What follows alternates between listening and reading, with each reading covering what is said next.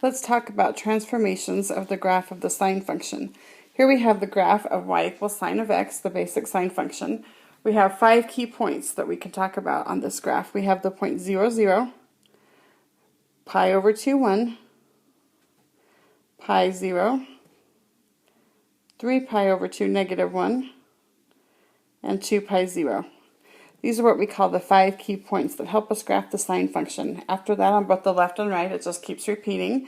So this is we call this the period of the graph from 0 to 2 pi. From the beginning of the 5 key points to the end is the period.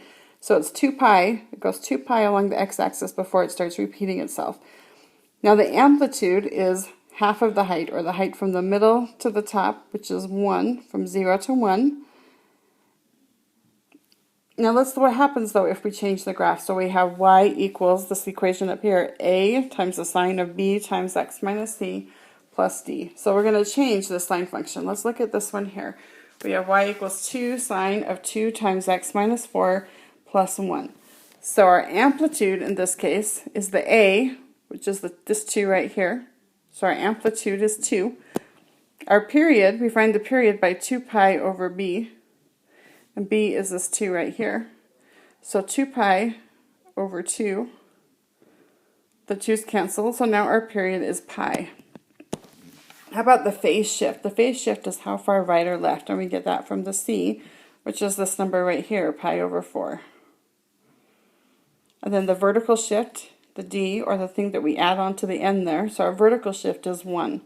So what does this mean? It means we'll take the graph of the sine function, we're going to stretch it up, so now the amplitude is 2 instead of 1, so we're going to stretch it vertically. Our period is now pi instead of 2 pi, so horizontally we're going to compress the graph. Our phase shift is pi over 4, so the whole graph will get moved pi over 4 to the right. And vertical shift 1 means the whole graph will be moved up 1. So how can we do this? Let's look at the 5 key points of the sine function and transform each point, so we'll have 5 key points of our new function. So with the x-coordinate of each of these 5 key points, we're going to divide by b and then add c. So remember, a is this 2, b is this 2, c, and d. Okay, so let's do this. So the x-coordinate, the first one, 0, 0. So we have the point 0, 0. The x-coordinate is 0. So 0 divided by b, so 0 divided by 2 is still 0. Plus c is pi over 4. 0 plus pi over 4 is pi over 4. Then the y-coordinate, which was 0, we're going to take the y-coordinate times a plus d. So 0 times 2 plus 1 is 1. For our next coordinate, pi over 2, 1, we're going to transform that. For the pi over 2, the x-coordinate divided by b, so pi over 2 divided by 2 is pi over 4. Then add c. Pi over 4 plus pi over 4 is 2 pi over 4, or pi over 2. And our y-coordinate, we're going to take the y-coordinate of 1 and times a, so 1 times 2 plus 1. So 1 times 2 is 2 plus 1 is 3.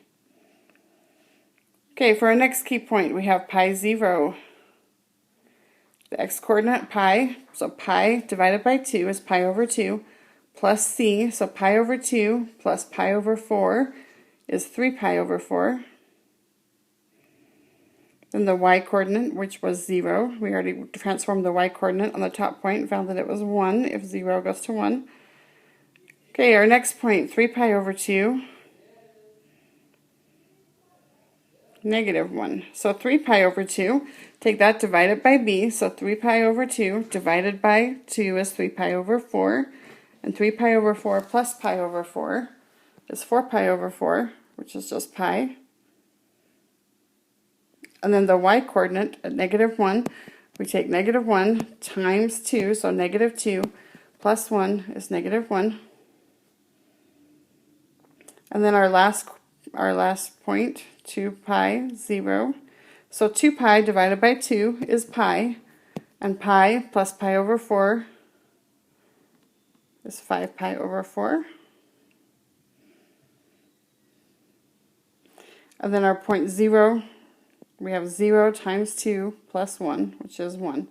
So here is our 5 key points of our new graph. These 5 key points are for the graph 2 sine of 2 times x minus pi over 4 plus 1. So let's graph these 5 key points.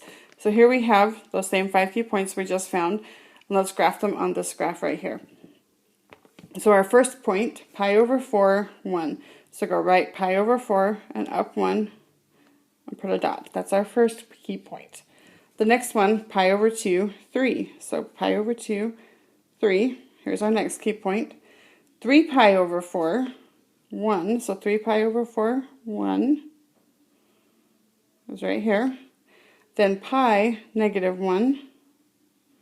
And 5 pi over 4, 1. Okay, so here's our 5 key points. So now we went from pi over 4 on the x-axis to 5 pi over 4.